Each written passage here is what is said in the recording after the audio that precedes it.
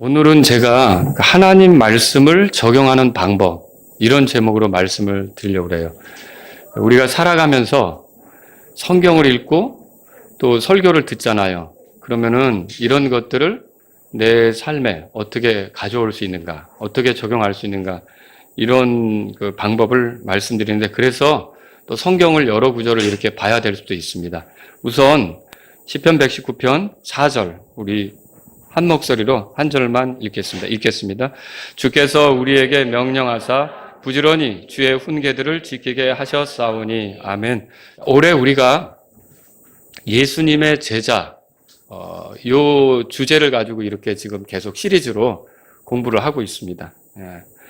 제자들은 스승님이 예수님이시니까 주님의 뜻을 따르고자 하고 주님의 뜻이 뭔지 알고자 하기 때문에 어떨까요? 성경 말씀을 자꾸 주님이 뭐라고 말씀하시는지 알고 싶어하고 읽고 가까이 하려고 하겠죠.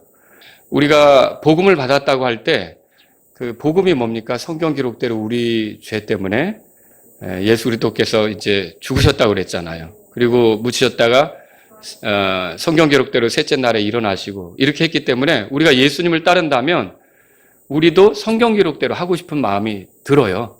그래서 어떻게 하냐면 부지런히 성경을 살피면서 주님의 뜻이 뭔지 알고자 하고 그대로 살고자 한다는 거죠. 그런데 이제 여기서 중요한 건 뭐냐면, 그러면 성경 기록대로 살아간다는 게 뭐냐, 이거죠. 우리가 살아가는 동안 많은 문제를 만나잖아요. 어떤 사람이 청년 형제가 청년 자매에게 갑자기 모임을 거의 다 마치고 갈 때 저 좀 잠깐 봅시다. 왜 그러세요? 좀 긴히 드릴 말이 있습니다. 뭔데요? 좀 조용히 잠깐 시간 좀 내달라고. 그래서 조용히 잠깐 따라 나갔어요. 나갔는데 저랑 결혼하셔야 됩니다. 무슨 말이에요? 지난 목요일 날 꿈에 하나님께서 저에게 자매님과 결혼하라고 알려주셨습니다. 여러분, 그럴 때 어떻게 할 거예요? 정말 주님이 나타나셨습니까? 그러면서 여러분이 그렇다면 하면서 이제 그 남자를 따라가겠냐는 거죠. 사실 우리가 이런 여러 가지 삶의 문제를 만날 때 어떻게 해결해야 되죠? 그 하나님 말씀에서 해답을 찾아야 되잖아요. 아마 설교를 들으면 여러분이 이럴 때는 이렇게 해야겠구나라는 이제 결론에 이르게 되겠죠. 자, 어떤 형제가 날마다 성경을 읽고 묵상했습니다. 최근 그의 고민은 주님이 좀 돈을 잘 벌게 했어요. 그래서 여윳돈이 생겼거든요. 이 여윳돈을 이제 좀 주식으로 투자를 하고 싶은데 어디에 투자를 하면 좋을까? 이제 고민이에요.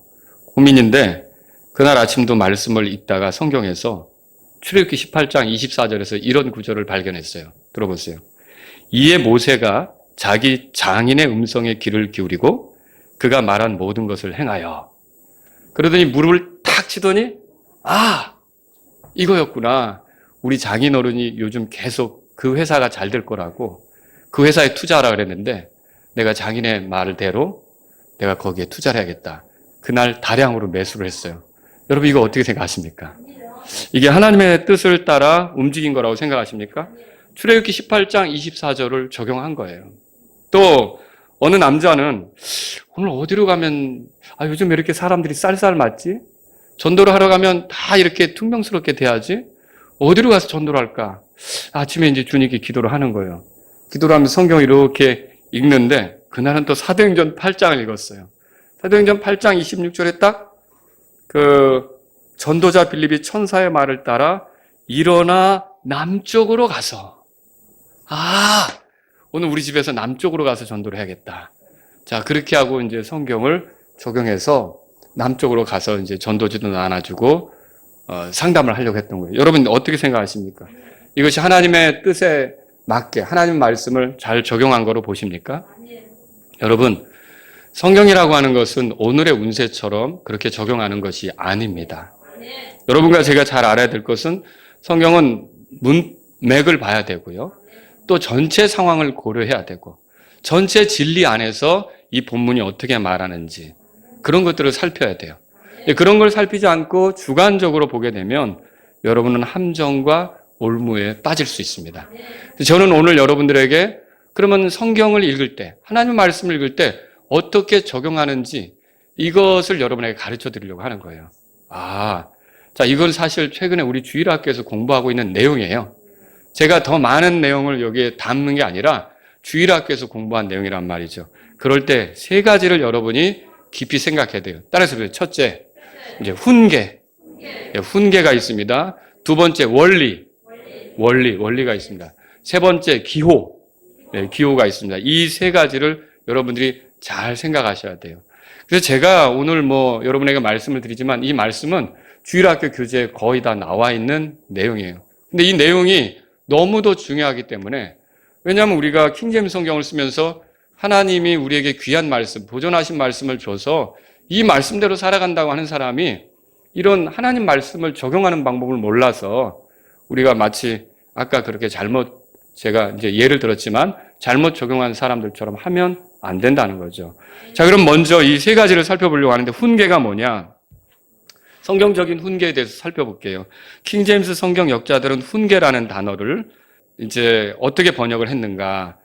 자, 그 시편 119편 4절 오늘 읽은 말씀에서 보면 여기 히브리어는 본래 피쿠드라고 하는 단어가 쓰였어요. 근데 이거를 가져다 지금 훈계라고 이렇게 킹제임스 역자들이 번역을 한 거거든요. 근데 이 피쿠드라고 하는 단어의 뜻은 뭐냐면 임명된, 어디 이제 딱 그 위치에 임명하는 거 있잖아요. 그런 거, 그 다음에 임무, 이런 의미를 갖습니다. 그러면 이 단어가 전반적으로 갖는 의미는 뭐냐면 정해져 있는, 임명됐다니까 정해져 있고 반드시 해야 하는 그런 걸 갖는 의미예요. 그래서 여러분과 제가 이 훈계라는 말을 들을 때 이거는 하나님이 딱 못을 박아 놓으셨고 그리고 그대로 해야만 하는 말이다. 이렇게 생각하셔야 되는 거죠. 훈계라는 말이. 자, 그리고 또 이 단어는 그 킹제임스 역자들이 훈계라고 번역한 이 단어는 또 다른 히브리어에서 왔어요. 그 히브리어는 뭐냐면 미츠바라고 하는 단어예요. 근데 요거는 이제 느헤미야 9장 14절에서 발견할 수 있는 거예요. 거기에는 이제 훈계라고 그냥 번역이 돼 있고요. 또 이거는 명령이라는 뜻으로도 쓰여요. 그래서 출애굽기 20장 6절에는 이 똑같은 히브리어 단어가 여기서는 훈계라고 돼 있는데 느헤미야 9장에서는 훈계라고 돼 있는데 출애굽기 20장 6절에서는 명령들 이렇게 번역이 돼 있어요. 그래서 이게 그런 의미라는 거죠. 그래서 특정한 행동 지침을 규정하는 권위 있는 규칙, 도덕 기준, 명령 등을 의미한다. 이렇게 말할 수가 있습니다. 자, 이제 하나님께서 사람들에게 훈계를 주실 때 저와 여러분들이 잘 알아야 될 게 왜 하나님이 훈계를 주시느냐? 훈계대로 할 때 안전하기 때문에 그렇습니다. 그러니까 훈계를 어기면 모든 걸 아시는 하나님께서 그것대로 하지 않으면 인간이 위태롭게 될 거다. 불안정하게 될 거다. 혼란 속에 빠질 거다. 그렇게 알기 때문에 훈계를 주시는 거예요. 그래서 훈계를 주면 그 훈계는 우리가 어떻게 반응을 해야 되느냐? 순종해야 되는 거예요. 여러분들이 성경 읽다가 훈계라는 부분을 발견하면 그건 계산할 필요가 없어요. 따질 필요 없어요. 고민할 필요도 없어요. 그냥 그 말씀대로 하면 된다는 거죠. 그 말씀대로 하는 게 성경을 그대로 잘 적용하는 것이다. 그렇게 볼 수 있는 거죠. 시편 119편 4절을 우리 한번 읽어보겠습니다. 4절 읽겠습니다. 주께서 우리에게 명령하사 부지런히 주의 훈계들을 지키게 하셨사오니, 주의 훈계들을 지키게 하셨사오니 그랬잖아요. 훈계는 여러분이 성경 읽을 때 훈계가 발견되잖아요. 그럼 그 훈계는 이거를 계산하거나 망설이거나 이렇게 할 게 아니라 그냥 그 말 그대로 하면 된다는 거죠. 성경을 볼 때 이게 훈계구나. 그럼 그대로 하시라는 거예요. 자, 그러면 제가 성경적인 훈계 예들을 여러분에게 소개할게요. 느헤미야 9장에 가보세요. 느헤미야 9장. 아까 말씀드렸죠? 느헤미야 9장. 예. 자, 14절 우리 펴보겠습니다. 14절 읽겠습니다. 같이 읽습니다. 또 주의 거룩한 안식일을 그들에게 알려주시며 주의 종 모세의 손으로 훈계와 법규와 법들을 그들에게 명령하시고, 모세의 손으로 훈계를 주셨다 그렇게 말하고 있어요. 그러면 훈계의 대표적인 사례는 모세를 통해서 주신 율법 안에서 발견할 수 있는 거죠. 대표적으로 십계명이에요. 하라, 하지 말라고 돼 있는 거 있죠? 이거는 그냥 훈계라고 생각하셔야 돼요. 그러니까 그 훈계를 어기면 그 사람에게는 치명적이 될 수 있다는 것이죠. 그래서 성경에서 발견된 훈계에 대해서는 부모를 존경하라. 아멘. 그렇게 하겠습니다. 그럼 되는 거예요. 그 다음에 살인하지 말라. 아멘. 예, 그렇게 단순하게 하면 되는 거예요.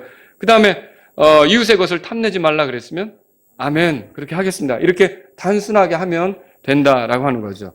근데 이 구약 시대의 훈계대로 하지 않으면 다른 사람들도 그 본을 따라서 훈계대로 하지 않는 일이 생길 수 있잖아요. 그래서 어떻게 하냐면 훈계대로 하지 않는 경우는 하나님께서 엄하게 다루시는 경우가 있었다는 거죠. 들어보세요. 예를 들어서 출애굽기 21장 10절 제가 그냥 읽어드릴게요. 사람을 쳐서 죽게 한 자는 반드시 죽일지니라. 훈계는 뭐냐면 사람을 죽이지 말라는 거예요. 사람을 죽여서는 안 된다는 거죠. 근데 죽이면 어떻게 한다고요? 그 사람도 쳐서 죽이라. 하나님이 훈계대로 하지 않는 것을 기뻐하지 않는다는 거죠. 자, 자기 아버지나 어머니를 치는 자는 반드시 죽일지니라. 출애굽기 21장 15절. 훈계는 뭐예요? 부모를 공경하라는 거죠. 자기 아버지나 어머니를 어떻게 치냐는 거예요. 쳐서는 안 된다. 그게 하나님의 훈계다라고 하는 거죠. 누구든지 짐승과 함께 눕는 자는 반드시 죽일지니라. 출애굽기 22장 19절이에요. 수간하지 말라는 거죠. 이거는 주님 앞에 가증한 것이고 하나님께서 기뻐하지 않는다는 거죠. 레위기 20장 10절이에요. 다른 남자의 아내와 간음하는 남자, 곧 자기 이웃의 아내와 간음하는 자가 있을 경우 그 간음한 자와 그 간음한 여자를 반드시 죽일지니라. 훈계가 뭐예요? 간음하지 말라는 거예요. 하나님께서 간음하는 것을 기뻐하지 않는다는 거죠. 그리고 실제로 간음하면 많은 문제가 생겨요. 그 남자가 간음했다 그러면 아내하고 관계가 좋아지겠습니까? 불화가 되겠죠. 그 밑에서 자라는 아이들은 어떨까요? 그것도 혼란이 되겠죠. 여러 가지로 안 좋은 영향이 미쳐지니까 결과가 나쁘니까 미리 아시는 하나님께서 간음하지 말라는 훈계를 주시는 거라는 거죠. 그래서 훈계는 말이 필요 없고 단순하게 지키면 되는 거예요.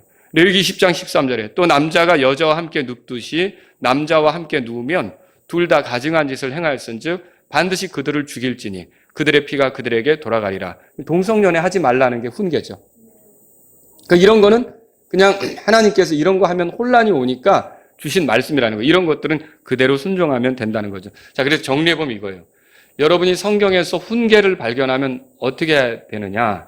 이걸 어떻게 적용해야 되느냐? 순종으로 적용하면 되는 거예요. 그대로 그 말씀 그대로 이렇게 하면 된다는 거죠. 자, 성경적인 훈계들을 우리의 삶에 어떻게 적용할 수 있는지 좀 생각을 해보죠. 시편 119편을 찾으셨으니까 돌아가 보세요. 119편 63절입니다. 나는 주를 두려워하는 모든 자들과 주의 훈계들을 지키는 자들의 벗이니이다. 이 시편 기록자는 이렇게 말했어요. 나는 주의 훈계들을 지키는 자의 벗입니다. 그럼 이 말이 무슨 말입니까? 바꿔 말하면 나는 누구를 친구로 삼느냐? 주님의 훈계를 지키는 자들을 친구로 삼습니다. 이렇게 말하는 거죠. 여러분도 친구를 사귈 때 조심하셔야 돼요. 이게 주의 훈계들을 두려워하지 않는 자, 그걸 지키라고 하지 않는 자, 이런 사람을 친구로 삼으면 여러분이 영향을 받고 주의 훈계에 대해서 순종해야 되는데 불순종하는 자리에 들어갈 수 있다는 거죠. 하나님은 그걸 기뻐하시지 않는 거예요. 성경을 읽을 때뿐 아니라 혹은 설교를 들을 때도 여러분이 만일 자꾸 옆에 주의 훈계들을 지키려 하지 않는 친구들을 쌓아두었다. 그런 친구들만 만나러 다닌다. 그러면 성경을 읽을 때뿐이고요. 그 다음에 설교를 들을 때뿐이에요. 열매가 안 나타날 수 있다는 거예요. 왜냐하면 나는 겨우 일주일에 주일 오전 예배 드리면서 50분 설교를 들었는데 내 친구들로부터 듣는 얘기는 너무 많거든요. 매일 저녁마다 술 파티를 하면서 그 친구들로부터 듣는 얘기가 더 많다면 하나님 말씀이 나를 지배할 수가 없어요. 그러니까 친구들을 사귈 때도 어떻게 되냐면 주의 훈계를 두려워하는 자, 주의 훈계를 지키려고 하는 사람들을 친구로 삼아야 된다는 걸 우리가 말씀을 통해 배우는 거죠. 성경적인 훈계는 깨달음을 얻는 통로예요. 모든 거짓된 길을 분간할 수 있는 게 바로 훈계를 통해 가능한 거죠. 그러니까 훈계대로 하는 것이 가장 진리대로 하는 거예요. 그러니까 사람이 변명을 대고 이유를 대면서 막 빠져나가려고 할지는 모르지만 단순하게 가장 이 훈계대로 하는 것이 진리대로 하는 거라는 거죠. 거기 다른 게 아니란 말이에요. 119편 찾아셨으면 시편 119편 100절을 보세요. 100절. 자, 다 같이 읽겠습니다. 100절 읽습니다. 내가 주의 훈계들을 지킴으로 노인들보다 더 잘 깨닫나이다. 자, 여기 노인은 어떤 의미냐? 산전수전 다 겪고 삶의 경험도 풍요롭고 그리고 아는 것도 많아지고 인생의 경험이 많아서 이것저것 잘 분별하면서 어린 사람, 젊은 사람들을 지도할 수 있는 위치를 여기서는 노인이라고 표현한 건데, 주의 훈계들을 지키는 사람이 어떻게 되느냐? 노인들보다 더 잘 깨닫는데요. 그러니까 하나님 말씀대로 하는 사람이 인생을 가장 잘 사는 거죠. 가장 정확하게 사는 거예요. 그래서 훈계를 만났을 때는 여러분이 계산할 게 아니라 그 말씀대로 하면 여러분이 인생을 가치 있게, 의미 있게 잘 산다고 보시면 되는 거죠. 그걸 우리가 발견할 수 있는 거란 말입니다. 시편 119편 104절도 보세요. 104절 다 같이 읽겠습니다. 주의 훈계들을 통해 내가 명철을 얻음으로 모든 거짓된 길을 미워하나이다 그랬어요. 이제 거짓된 것들을 분별해낼 수가 있어요. 거짓에 속지 않게 된다는 거죠. 자, 그래서 교회 안에서는 계속적으로 훈계들이 선포돼야 돼요. 하나님이 훈계라는 게 뭐냐면 훈계가 하나님이 하라, 하지 마라 이렇게 말한 거 있잖아요. 어떤 분들은 그거 너무 종교적인 성도들을 만드는 거 아니냐, 율법적인 형태의 성도들을 만드는 거 아니냐 그렇게 생각하면서 그걸 거부할 수 있는데, 만약에 여러분이 구원받지 못했는데도 하라, 하지 마라 이 얘기만 한다면 그건 문제예요. 생명이 없는데 살아보라고 하니까 문제죠. 근데 여러분이 영원한 생명이 있습니까? 하나님의 아들의 생명이 있습니까? 하나님이 주신 생명이 있냐고요? 부활 생명으로 살아가고 거듭난 생명이 있냐고요? 그런 거듭난 생명이 있으면 거듭난 생명은 하나님 말씀을 좋아해요. 그리고 하나님 말씀이 하라고 하는 것을 지킬 수 있어요. 하나님이 하지 말라고 한 것을 거부할 수 있어요. 그러니까 하나님의 생명, 거듭난 생명을 가진 사람에게는 계속 하라, 하지 말라를 가르쳐 줘야 되는 거죠. 그래서 교회에서는 계속 선포돼야 될 게 뭐냐면 이런 훈계, 주의 훈계들을 선포해야 되는 거예요. 여러분, 자녀들을 양육할 때도 뭐라 그러죠? 주의 교육과 뭐로 양육하라 그랬어요? 이 말의 뜻을 여러분이 이제 이해하실 수 있을 거예요. 아, 훈계로 양육하라는 게 이 결국은 하나님께서 하라, 하지 말라고 하신 것을 끊임없이 우리 아이들에게 들려줘야 되는구나. 여러분이 그렇게 정리하실 수 있어야 되는 거죠. 교회에서도 이렇게 주의 훈계를 선포해야 되는 거예요. 마태복음 28장 20절에 보면 내가 너희에게 명령한 모든 것을 그들에게 가르쳐 지키게 하라. 지키게 한다면 훈계가 있어야죠. 그래서 여러분이 교회에서 이게 선포돼야 된다는 걸 알아야 된다는 거죠. 그러므로 성경을 읽든지 설교를 들을 때 여러분이 어떤 거는 훈계다, 이건 주님이 하라고 하는 거다, 이거는 하지 말라고 하는 거다 그러면 하라고 하는 것은 하고 하지 말라고 하는 것은 하지 말고 이 단순하게 순종으로 반응하는 것이 필요하다는 거죠. 그게 하나님 말씀을 내 삶에 바르게 적용하는 거란 말이에요. 아시겠죠? 자, 그래서 이제 첫 번째 건 정리했어요. 훈계라는 걸, 성경에서 훈계가 발견될 때 어떻게 해야 되는지 여러분에게 말씀드린 거예요. 두 번째 거는 원리예요. 원리. 원리라는 말이 성경에 나옵니까? 나오죠. 히브리서 한번 찾아보세요. 히브리서 5장입니다. 히브리서 5장. 제가 12절 읽을게요.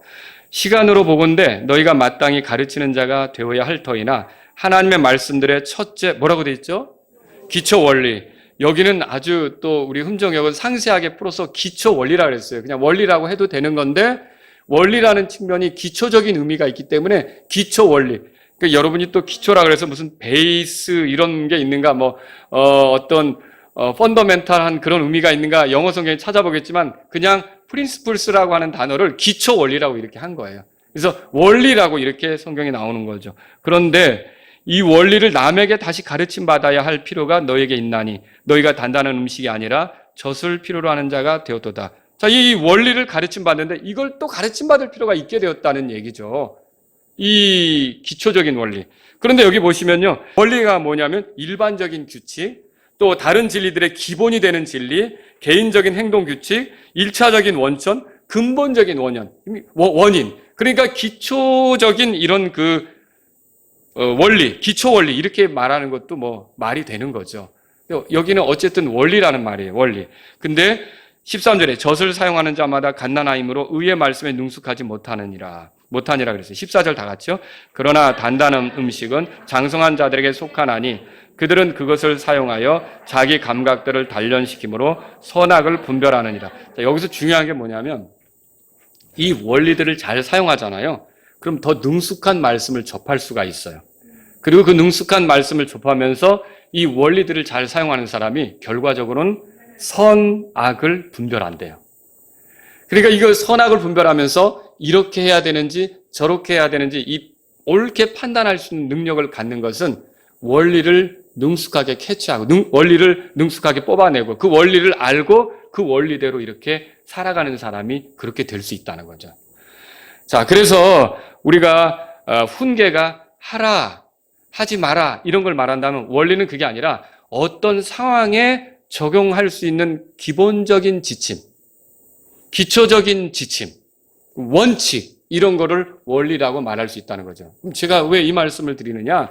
성경에는 그런 원리를 보여주는 예가 너무 많다는 거죠.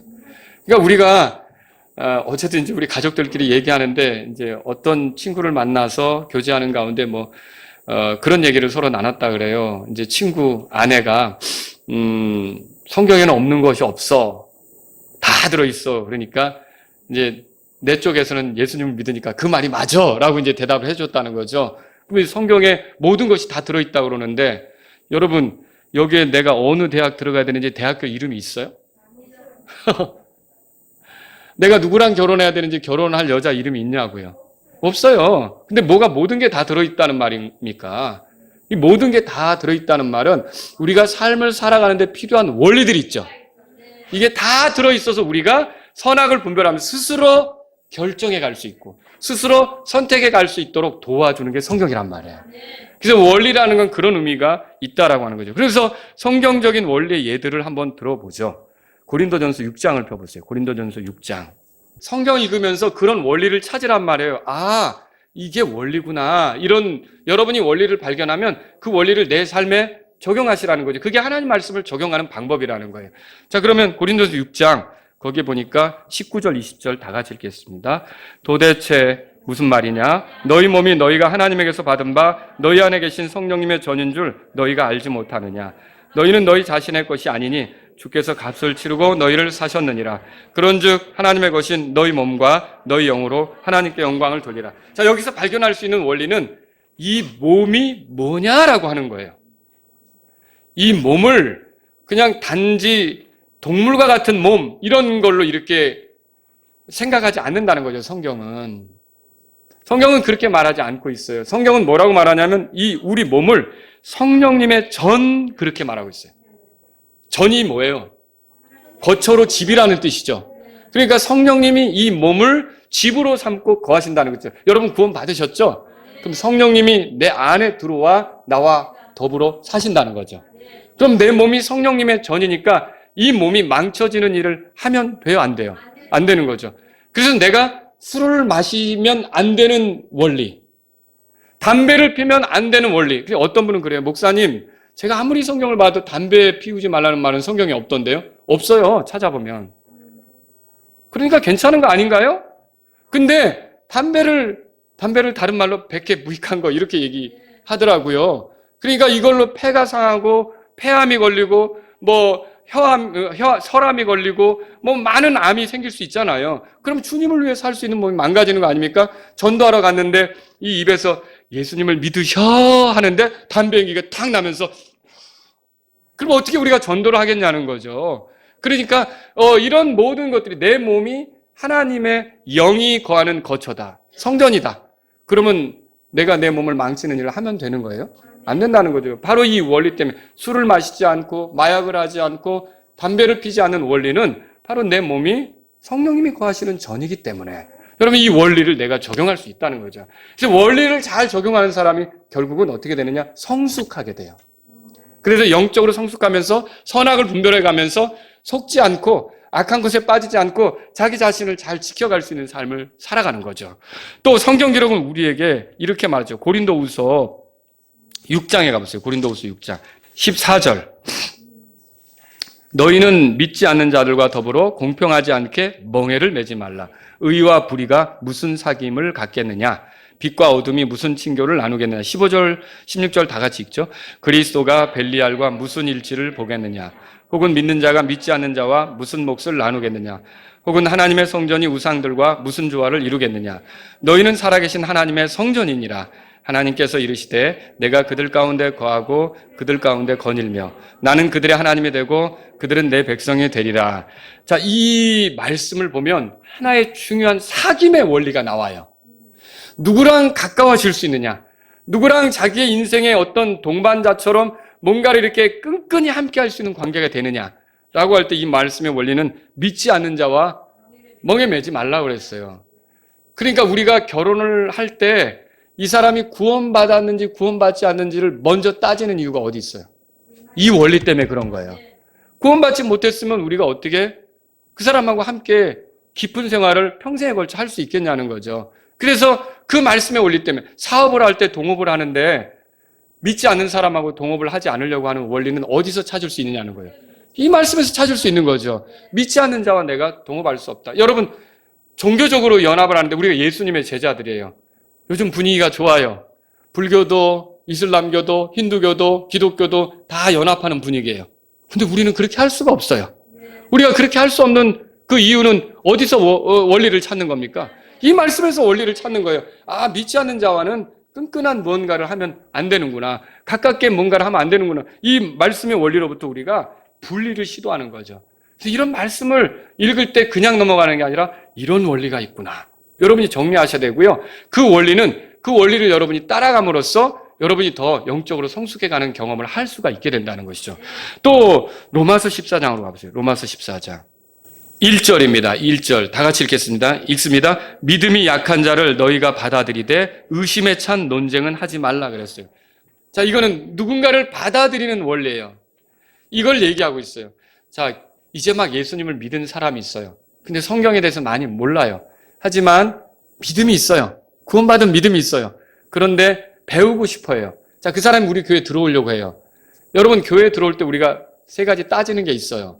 첫째, 예수님을 구주로 믿고 주님으로 믿고 구원받았냐? 두 번째, 성경적으로 침례에 순종했느냐? 거기서 끝나는 게 아니에요. 세 번째 것도 있죠. 세 번째 건 뭐예요?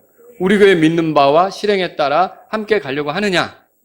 이 세 번째 거를 가볍게 생각하는 경우가 있는데 어떤 사람은 이제 막 예수님을 믿어서 뭘 믿어야 될지 어떻게 더 따라야 될지 이런 거를 배우고 싶은 마음이 있어요.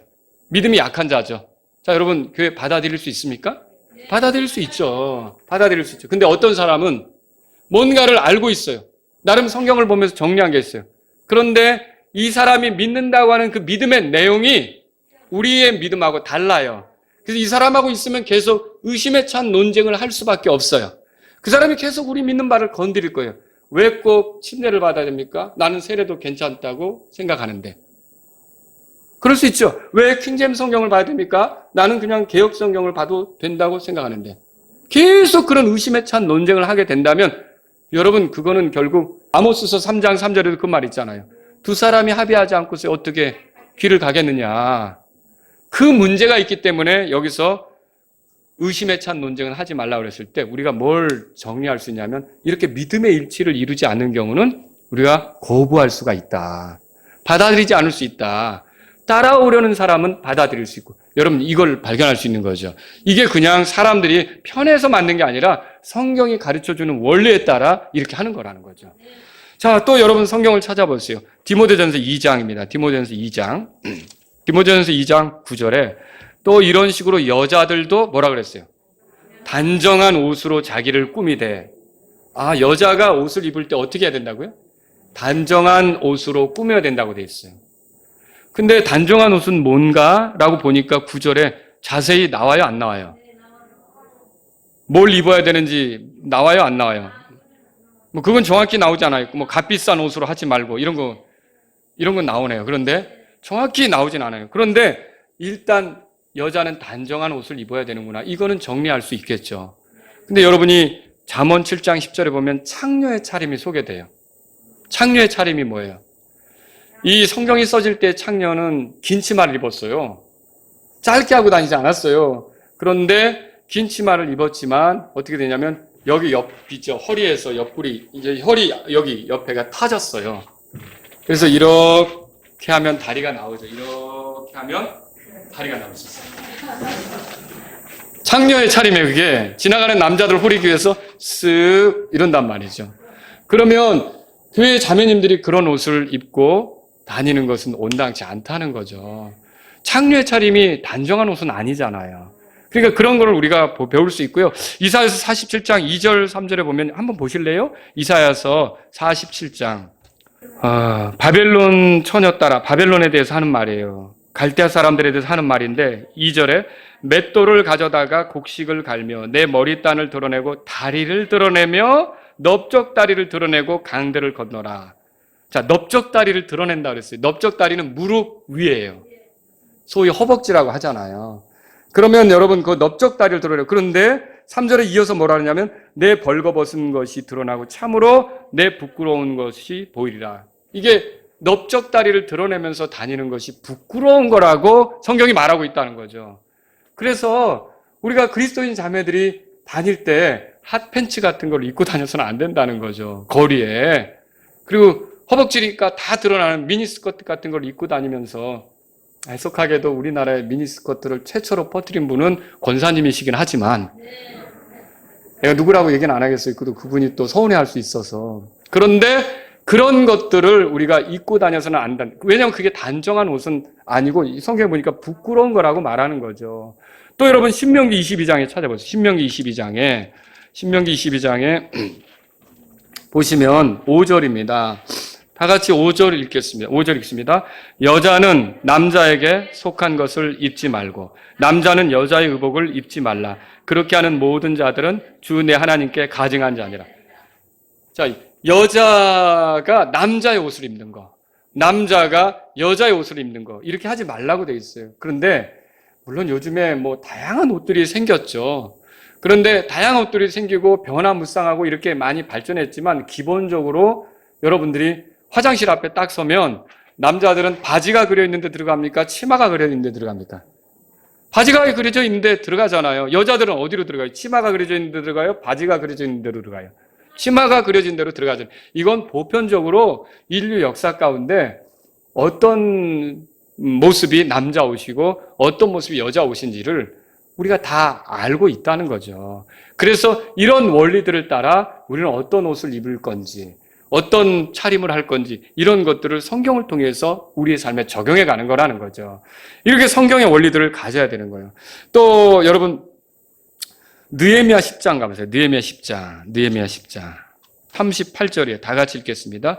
레위 사람들이 11조를 취할 때에는 아론의 자손 제사장이 레위 사람들과 함께 있을 것이요.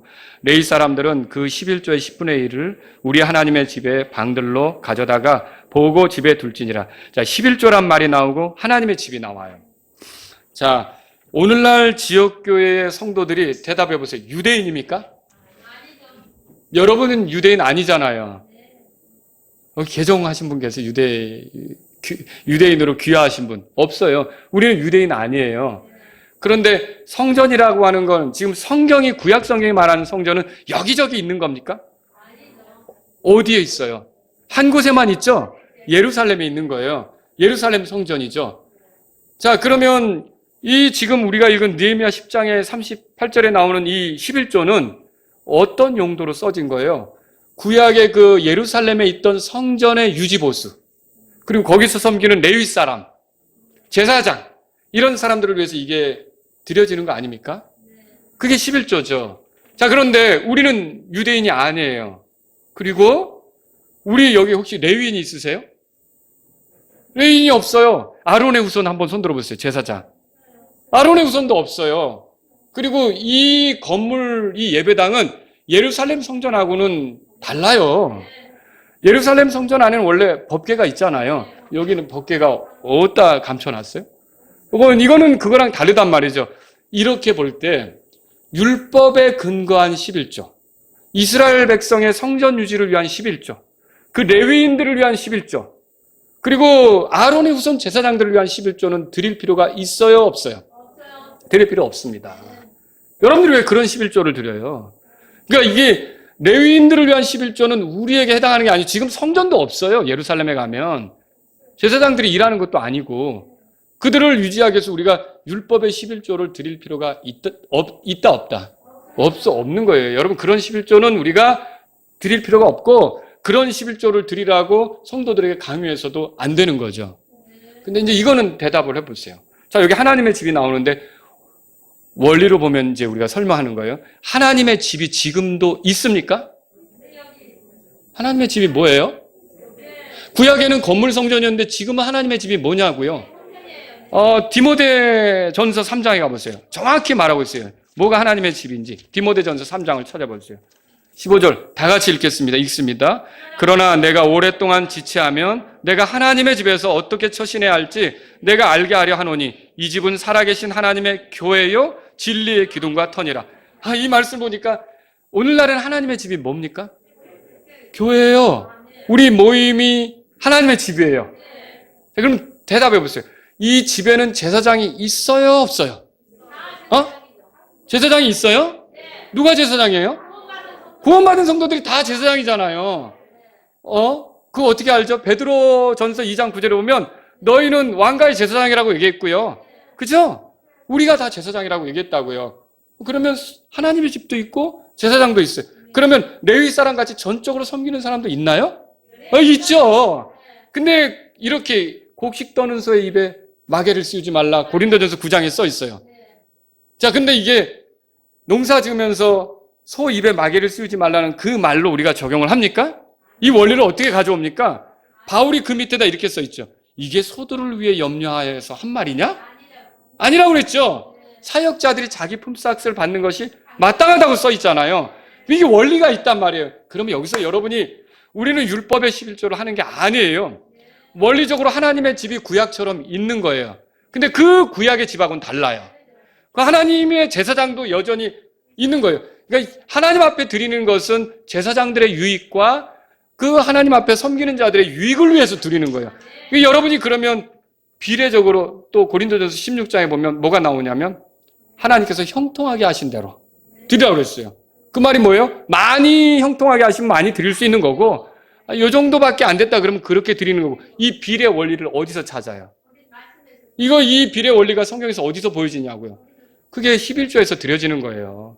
많이 번 사람은 많이 드리는 거고 적게 번 사람은 적게 드리는 원리는. 그래서 오늘날의 11조는 뭐냐면 이런 원리를 따라 하나님의 집을 세우고 제사장들을 유익하게 하고 거기서 성전 유지라고 그랬는데 우리는 성전 유지가 아니라 이 하나님의 교회를 유지해 가는데 예배당 임대료도 내고 뭐 있잖아요. 예배당 뭐 여러 가지 하는 일들이 있잖아요. 이런 모든 것들을 우리가 드린 것으로 해결한다는 거죠. 그래서 이 11조의 원리가 적용된다는 것을 여러분에게 말씀을 드리는 거예요. 우리는 이렇게 성경을 통해서 발견할 수 있다는 거죠. 자, 성경적인 원리들을 우리의 삶에 어떻게 적용시킬 수 있습니까? 계속 가르쳐야죠. 계속 가르치고 여러분들이 성경 읽을 때도 묵상을 해보셔야 돼요. 꼼꼼하게 정리해 보셔야 돼요. 그리고요, 이런 원리들을 무시한 개인적인 적용은 여러분이 혼란 속에 빠질 수 있다는 걸 알아야 된다는 거죠. 성경 말씀을 적용한다는 것은 이렇게 하나님의 말씀의 원리들을 적용해 가는 거예요. 정확하게 예를 들어서 어느 직장에 취업을 하라고는 회사를 안 가르쳐 주세요. 근데 내가 들어간 회사가 보니까 보이스피싱 회사예요. 내 목소리 좋다고 합격은 시켜줬는데 고객님 이렇게 하면서 하는 그런 회사예요. 그럼 여러분이 그거 어떻게 해야 돼요? 거기서 나와야죠. 왜요? 우리가 하는 게 누구를 속이는 일이 되면 안 되잖아요. 그러니까 회사 이름은 안 가르쳐 주지만 우리가 어떤 회사에서 일해야 될지는 다 가르쳐 주는 거예요. 그리고 그래서 세 번째로 살펴볼 게 뭐냐면 그러면 이런 원리 안에서 우리가 우리의 기호를 따라 선택할 수 있는 거예요. 그래서 기호가 중요한 거예요. 자, 훈계, 원리, 기호. 기호가 뭐예요? 기호는 성경에 나오는 단어는 아니에요. 기호식품 들어보셨죠? 기호식품이 뭐예요? 내가 좋아하는 거죠. 뭘 원하세요? 나 저거 좋아하니까 그 차로 주세요. 기호라고 하는 게 그 원하는 거예요. 선호하는 걸 얘기하는 거예요. 그걸 기호라고 얘기하는 거죠. 그런데 우리는요, 이렇게 바로 훈계에 어긋나지 않고, 그 다음에 원리를 지켜가면서 우리의 그 범위 안에서는 우리의 원하는 대로 우리가 그 선택을 할 수 있는 거예요. 여러분 이거 아시겠습니까?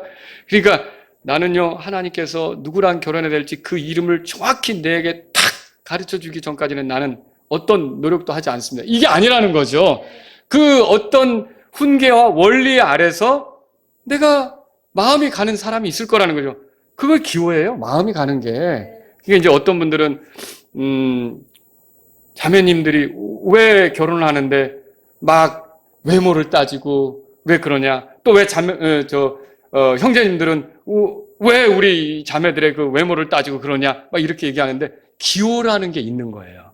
그 기호를 무시하면 안 되는 거죠. 자기가 선호하는 게 있는 걸요.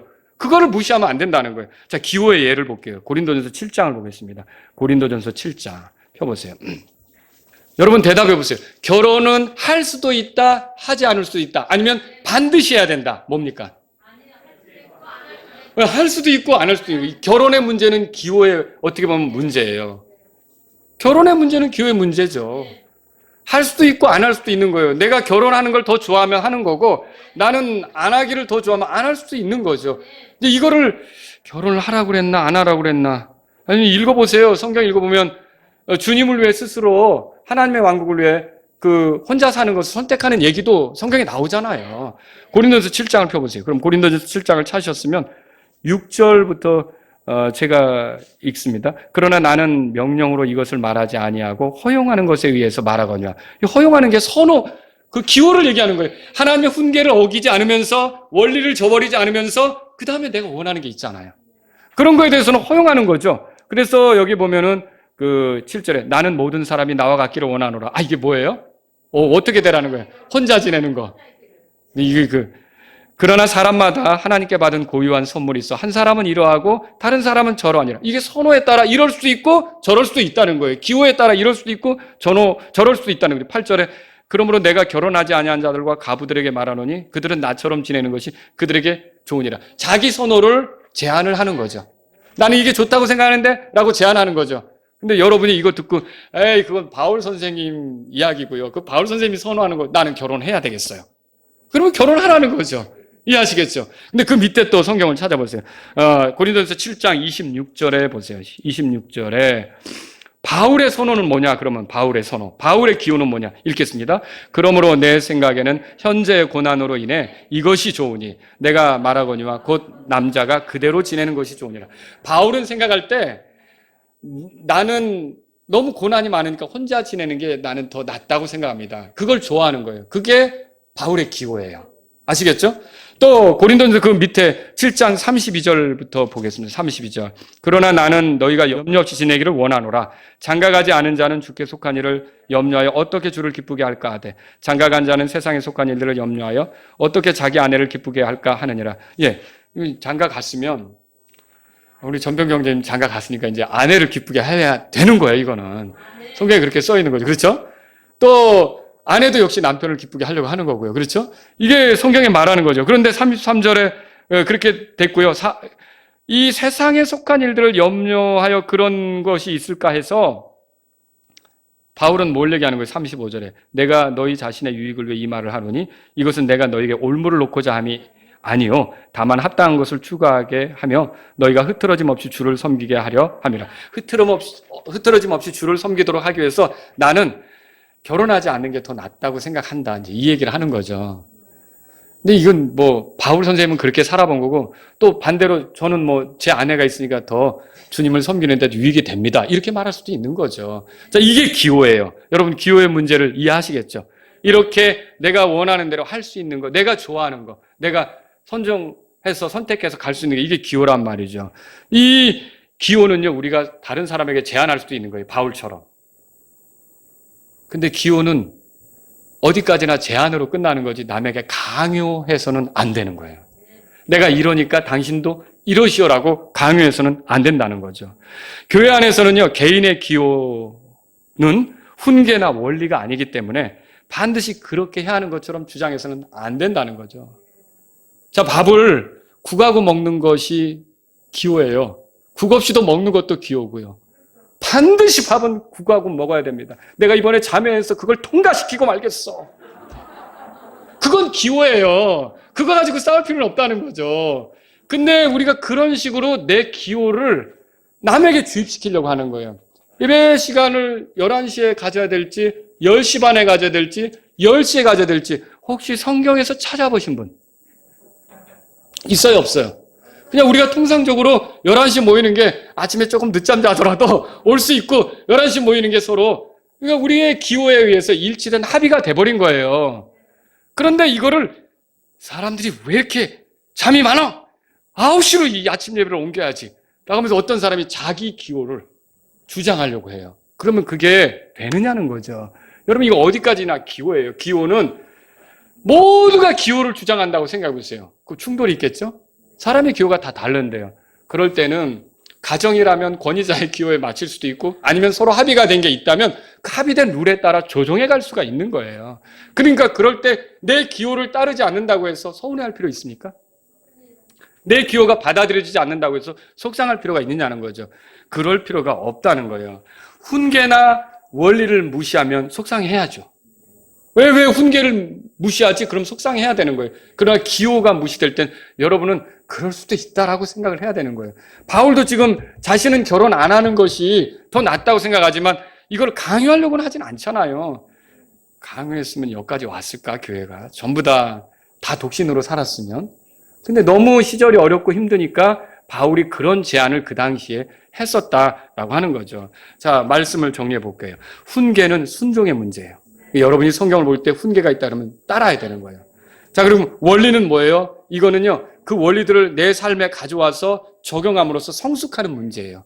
그리고요, 기호는 취향의 문제예요. 자, 결혼을 위해 기도하며 성경을 읽을 때 진짜 아무리 보아도 이 박은이라는 이름이 안 나오는 거예요. 좀 못 찾았어요.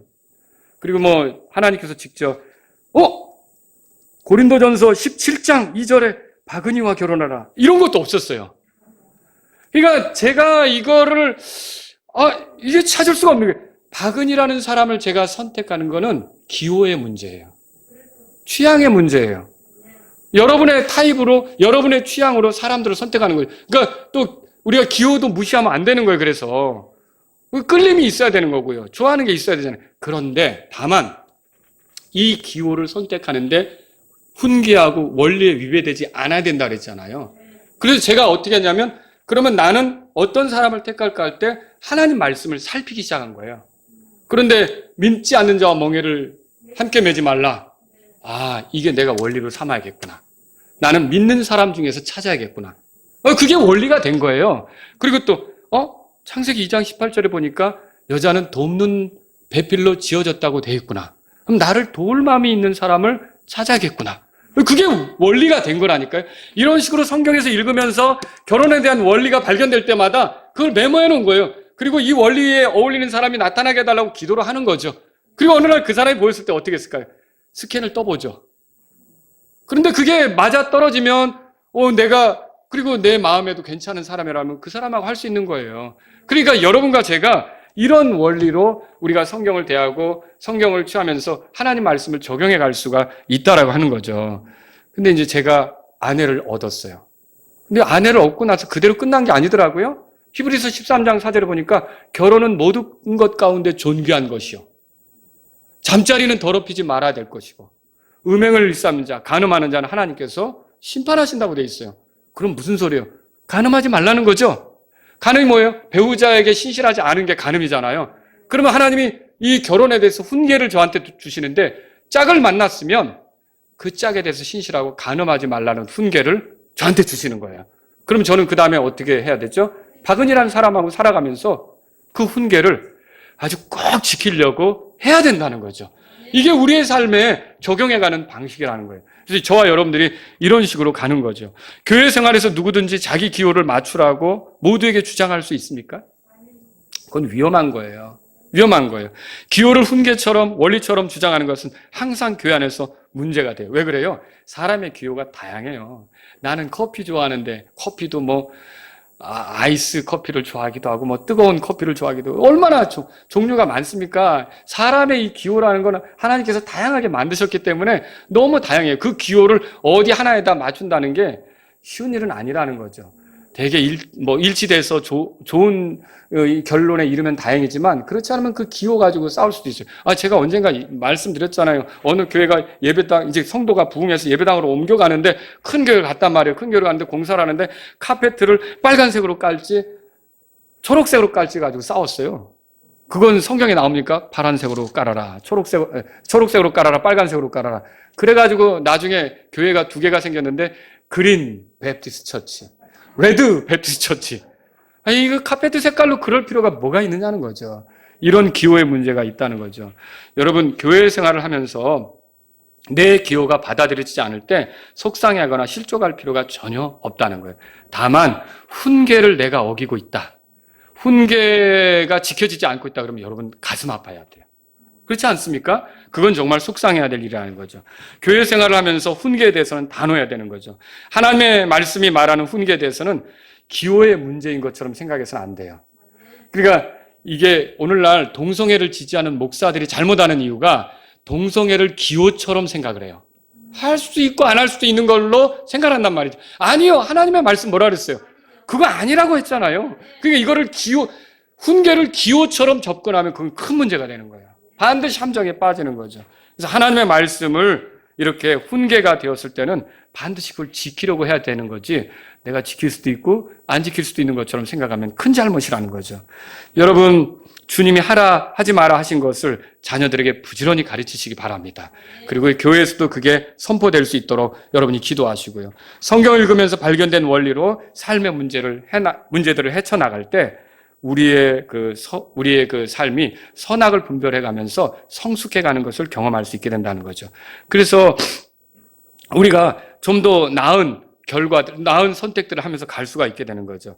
주의 말씀이 주는 훈계와 원리들을 존중하면서, 그러니까 우리가 기호로 선택하는 거 있잖아요. 그거는 훈계와 원리들을 위배하지 않는 범위 내에서 여러분이 하셔야 된다는 거죠. 그렇게 하면서 할 때 여러분들이 마음껏 자유롭게 이렇게도 하고 저렇게도 할 수 있다는 거예요. 자, 그래서 아까 꿈속에 내가 자매님 꿈에 목요일날 뵀는데 하나님이 결혼하라고 그랬어요. 그거는 여러분이 무시하고 가셔야 되죠. 그리고 하나님의 진짜 뜻이면 어떻게 할까요? 왜 형제에게만 나타나요? 자매에게도 나타나야지. 네? 네, 내 꿈에는 안 나타나셨는데요. 이렇게 하시고 그냥 이렇게 무시하고 가셔야죠. 그렇죠? 그래야 되는 거죠, 뭐. 성경 읽어보세요. 베드로에게 고넬료 집으로 가라 그러면 고넬료에게는 베드로 모셔오라 그러잖아요. 다 그런 게 있잖아요. 그리고 양쪽으로 다 이렇게 되는 게 있는데 그러면 자기 꿈꾼 사람만 더 영적으로 보이는 것처럼 그렇게 보이게 하려고 하고. 그런데 속지 말고 그냥 우리는 하나님의 말씀을 우리 삶의 훈계대로 원리대로 적용해 가면서 우리의 기호를 따라 여러분이 자유롭게 선택하시는 그런 여러분이 될 수 있기를 바랍니다. 다 같이 일어서시겠습니다. 자, 오늘 이 말씀을 들으신 여러분 가운데 하나님 말씀대로 살기를 원합니다. 제가 주의 말씀을 정말 꼼꼼히 살피는 사람이 되기를 원합니다. 이런 분이 있다면 주님 앞에 나가십시오. 훈계에 대해서 내가 계산하지 않기를 원합니다. 단순히 순종하는 사람 되기를 원합니다. 이런 분이 있다면 주님 앞에 나가십시오. 하나님 아버지, 제가 하나님의 말씀의 원리들을 많이 갖추는 그런 사람이 되어서 성숙해가는 사람이 되기를 원합니다. 이런 분이 있다면 기도하십시오. 하나님께서 허락하신 기호를 내가 주장하거나 그것만이 전부인 것처럼 이렇게 하지 않고 다양한 사람의 기호를 존중하는 사람이 되기를 원합니다. 이런 분이 있다면 기도하십시오.